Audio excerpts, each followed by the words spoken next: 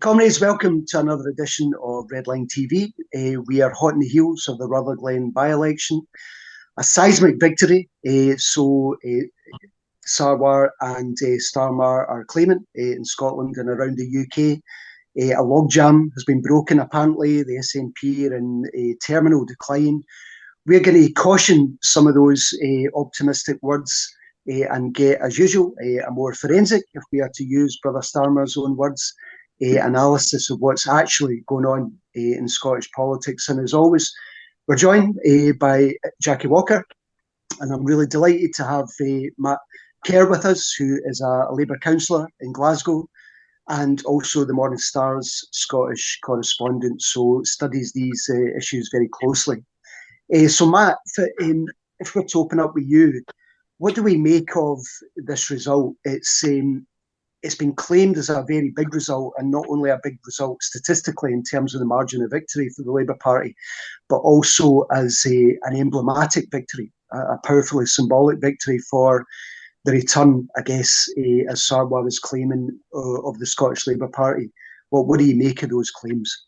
Well, I think it is genuinely seismic. It is genuinely emblematic, but it's not quite seismic or emblematic in the way that he would understand it, I don't think. Look, the real winner yesterday was apathy. I think that's quite obvious. We've got, basically the Labour victory, the margin of victory in votes terms was perfectly healthy, of course, but we can't ignore the fact that he gained fewer votes than the candidate in 2019.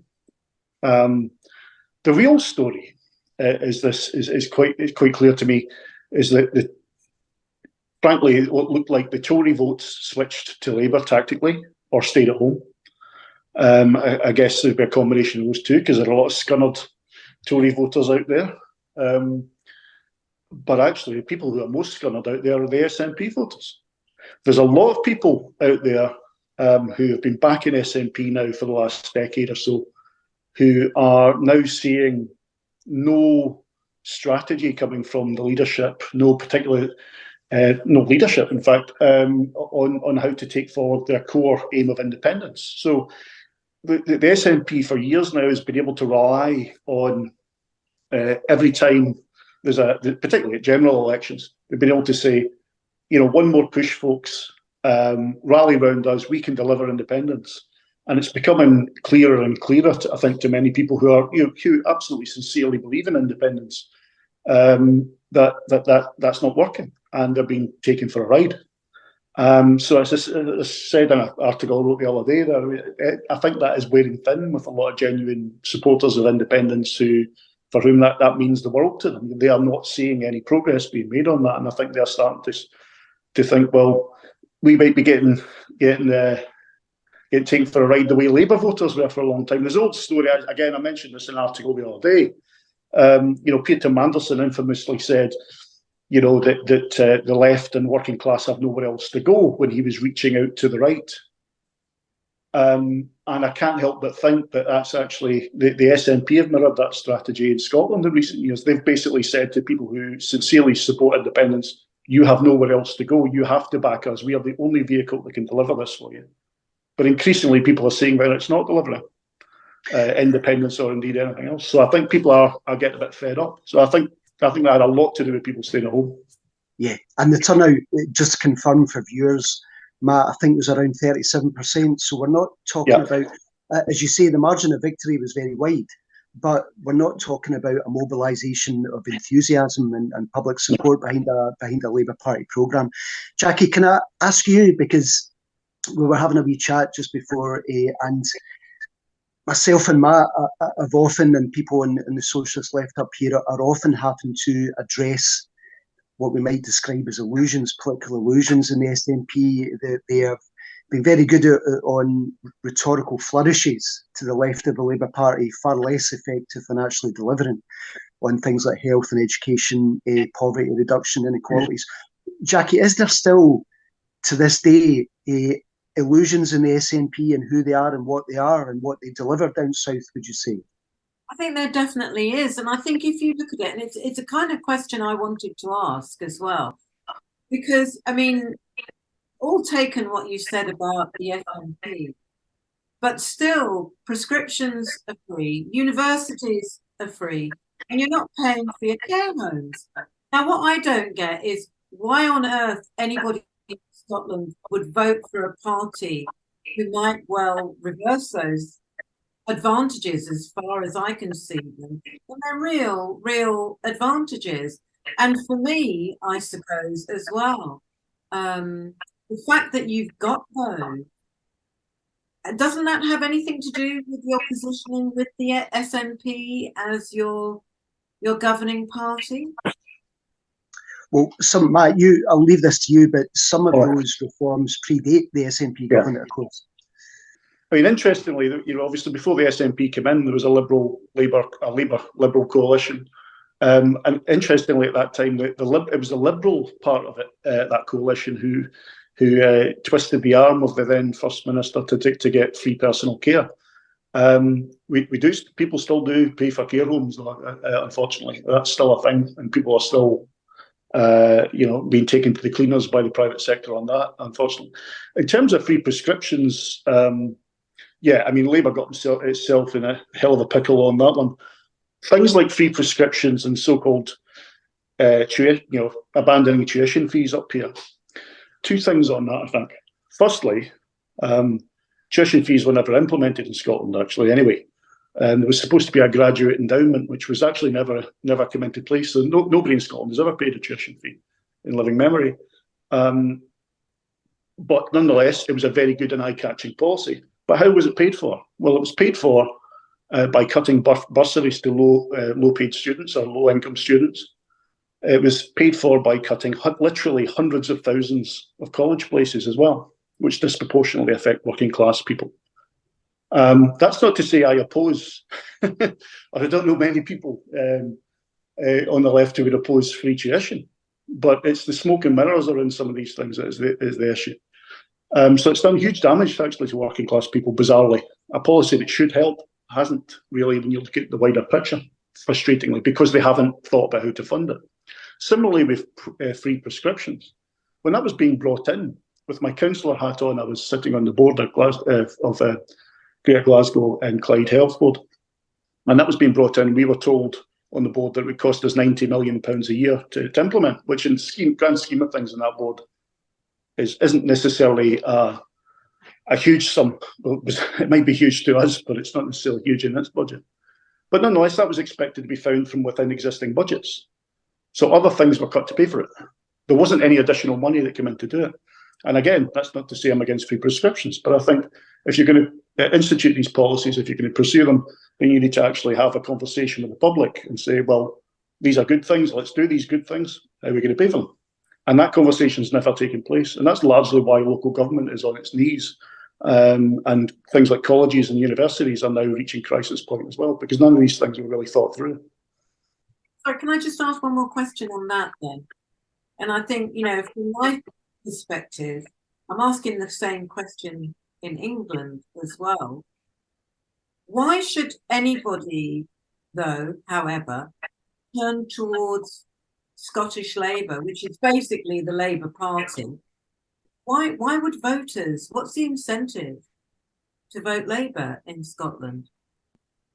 Why would we vote Labour? I guess it's for a general election, is to kick the Tories out primarily. I mean, we are the only party, the only vehicle, we've discussed this before on Red Lines TV, with the opportunity to dispose of the UK government and to get rid of them into the dustbin of history. It's a wider, I guess, theoretical, political debate about what we do once a Labour government is in office, how we orientate towards that, how we build an independent class agency, campaigns that can leverage that government towards more radical positions. That's a much wider, much deeper conversation. But Matt, just to ask you and to, I guess, to narrow Jackie's question down, Sarwar is obliged in many ways to tack to the left up here, isn't he? Even if it's only rhetorically, because the SNP have rhetorically tacked themselves to the left. Yeah. So Sarwar has to do it a wee bit further. Can you describe how that makes us slightly different up here, even if superficially? I don't think this is a particularly offensive thing to say. I don't think he believes in anything, which I suppose in some people might see as an advantage, and that he can flow with the breeze. It suits him right now, as you say, to come out with relatively left rhetoric. It's still relative. So they're able to talk about things. I mean, on land reform, for example, they're saying that, the back in Mercedes and things like that. Mercedes Villalba who is a socialist MSP, who's pushing for a public interest test on anyone owning over 500 acres. So that is substantially more radical than the SNP proposal, which is 3,000, for example. And the Labour Party is back, and the party is swinging in behind her. So I mean, you could say that things like that. That's helpful. Labour also, this is largely a hangover from Richard Leonard's time in leadership, in fairness. There's also things like having an industrial strategy, because there hasn't been one at UK level or at Scottish level for goodness knows how long. So there is a genuine dialogue going on there. And there is also, I have to say, they're now talking about how we fund public services, which I find quite refreshing, rather than talking about. So that they're still, unfortunately, locked, still in the same chat about tax, cutting tax, etc., etc. But at least they have actually begun a conversation about funding public services and changing tax and and land value tax and what have you. So these things are still in the mix and they're still in play. Whereas what's happened within the SNP is that they've become stuck. The SNP has learned all the bad habits that it took the Labour Party decades to learn, but they've learned it in about 10. They're an incredibly centralised party. The discipline until very recently has been remarkable. I mean, far beyond anything that Blair ever was able to institute. And what it is actually, it's stored up a whole lot of problems internally within the party, which has stymied their own policy development, which has also led to a lot of frustration within their party now, which is starting to bubble to the surface. And I suspect had something to do with the result in Rutherglen too. But it's creating a policy impasse as well. So that's an opportunity for the Labour Party. And if you're an opportunist, as Mr. Salwar is, then you can step in and do something with that.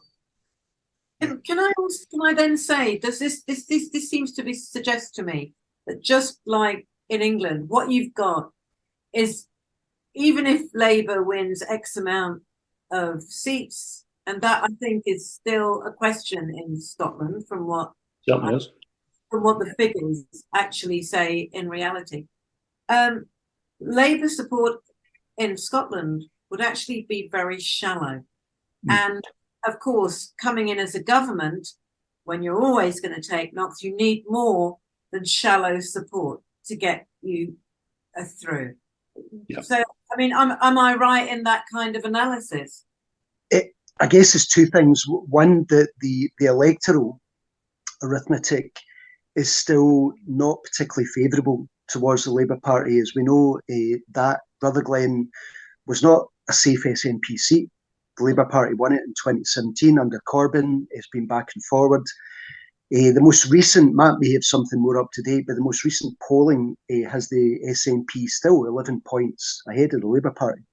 And in terms of the yes-no prism, which unfortunately, as we know up here, politics tends to be refracted through, it's still very tight. The most recent one I saw is 47% in favour of independence, 52% against. So the problem, secondly, for the Labour Party, Jackie, is not just an electoral problem, it's an ideological and political problem. They don't have a programme that can get through the mire of constitutional politics up here. The Red Paper Collective, which Matt's been involved in, and other initiatives, the STEC has good policy on this as well, have tried to break that logjam and try to reshape the party's constitutional approach in a more redistributive, more radical way.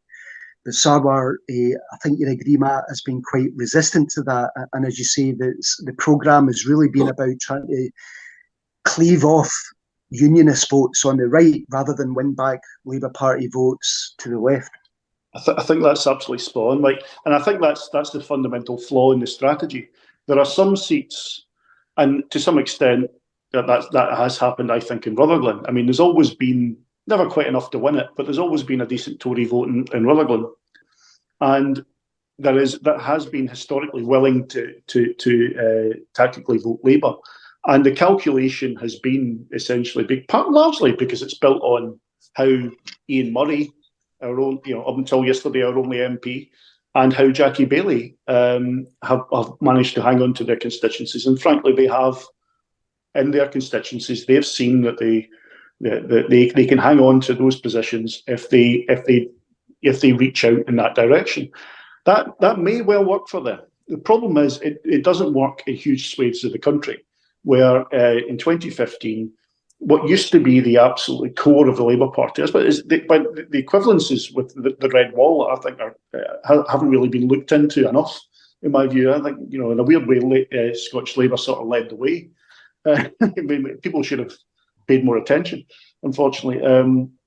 What happened there is basically, years and years and years of solid Labour support, almost, absolutely instinctive support for the Labour Party that, largely built on the back of organised labour and heavy industry and all the rest of it that went way back.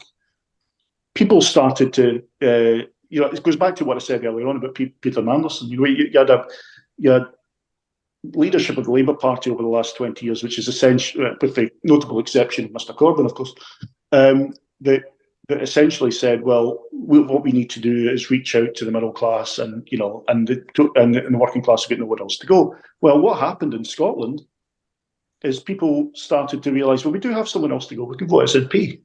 Because by that point, by the time you get to 2015, they'd started to make themselves look quite social democratic. And so, because that's not the way they always were. So they got themselves to a point where people were willing to take a punt on them. And they've been in power in Holyrood for a few years and Sky hadn't fallen in and people took the attitude that it was worth a punt. And so that the combination of the sheer fury that came out off the back of the independence campaign at how the Labour Party had lined up with the Tories. And, and it hadn't, right? There was a fundamental flaw that happened there during that independence campaign that has never been corrected. And unfortunately, the present leadership of the Scottish Labour Party have no intention of correcting it. In fact, quite the opposite. They want to double down on it. And what people don't seem to realise is when they talk, particularly leadership of the Labour Party, the Scottish Labour Party, they don't seem to gather is that actually all these people that they actually talk about in pretty disparaging terms, if I'm quite honest with you, they are essentially told they're stupid. They're essentially told that their opinions don't matter, that they're daft, they've been caught up in nationalist fervour and all that. And don't get me wrong, some people have been caught up in nationalist fervour. Clearly that's happened. But you're not going to tell me the hundreds of thousands of people that ditched the Labour Party and switched to the SNP just became overnight die-hard blood and soil nationalists. No, they didn't. They made a conscious decision. And the problem is if we have a leadership of the Scottish Labour Party that is only playing to that small pool of unionist voters, then actually, even if we set aside the kind of morality of your life, the actual maths doesn't add up. You're never going to gain power that way, right? But there's actually, I think there's a bigger democratic question here. The Labour Party back in the 80s, when the work was being done that eventually led to the Scottish Parliament, we signed up to something. We signed up to the Scottish Constitutional Convention. We signed up to the concept of national self-determination as part of that process. And suddenly we don't believe in that anymore. So our view, the party's view, seems to be that it doesn't matter how much people jump up and down and want another referendum. They're not going to get it. That's it. End of story. So just move on. But the problem is there are hundreds of thousands of people who are not ready to do that, right? And I think I've long thought this, that the Scottish Labour Party needs to take a more pragmatic view. By all means, argue to stay in the union if that's what the party wants to do. But we should not be afraid of putting it to the people again. Why? Why would you do that? And that leaves us open to the accusations of being anti-democratic and all the things that allow us then to be wrapped up back in the problems of 2014, associated with the Tories and all the rest of it, and demonised that way. And it also means that we're only ever pitching to the right. Because if you're only pitching for Tory votes, you're only pitching in one direction, right? So we're not going to win back our core. We're not going to make progress until we actually start thinking about how we win people who support independence back to our ways. Can I ask you, Jackie, and it's maybe a question for all of us to close on. It's been unavoidable for me and Matt and others on the socialist left in Scotland to enter into the constitutional debate. It's just been something you cannot abscond from it, because it's, as we said from the beginning, it's the lens through which pretty much every issue is understood up here, unfortunately, largely because the Labour Party vacated the ground of social justice and allowed the SNP to step in and frame issues consistent with their politics.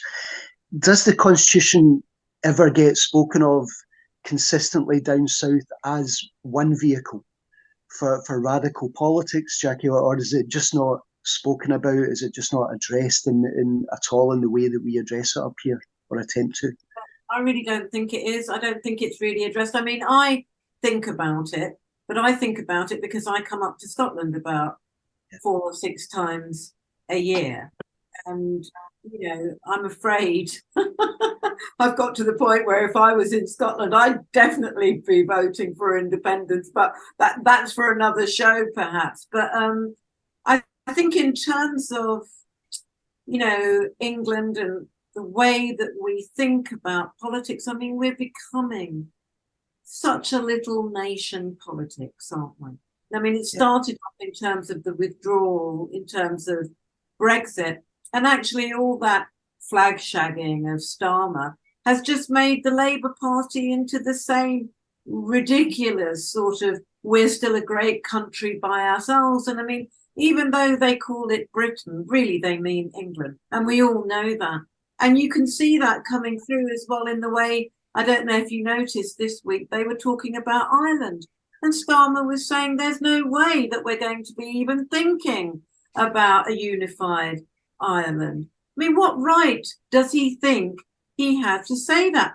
I know, because I also go to Ireland a bit, that will have riled people up so badly that without any consultation, that without any thought, he's done that.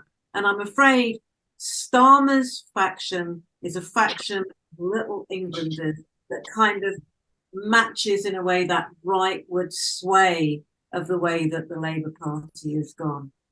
Yeah. And Matt, I'll leave the last word to you in a wee moment, but for me, I share that frustration, Jackie. We've got our own version of nationalism up here, what the SNP calls civic nationalism, which obviously attempts to distinguish itself from the kind of the kamikaze unionism, as Neil Findlay, MSP, described it, of Starmer's Labour Party. And Starmer, as we know, is a child of the establishment. He's come through the criminal justice system. He's come through his knighthood. He's been very clear where his loyalties lie globally, as well as domestically. But what's frustrating for me is that we've been dragged into the constitutional question because, as I say, there's no avoiding it. If you want to be part of the discussion, you have to address it.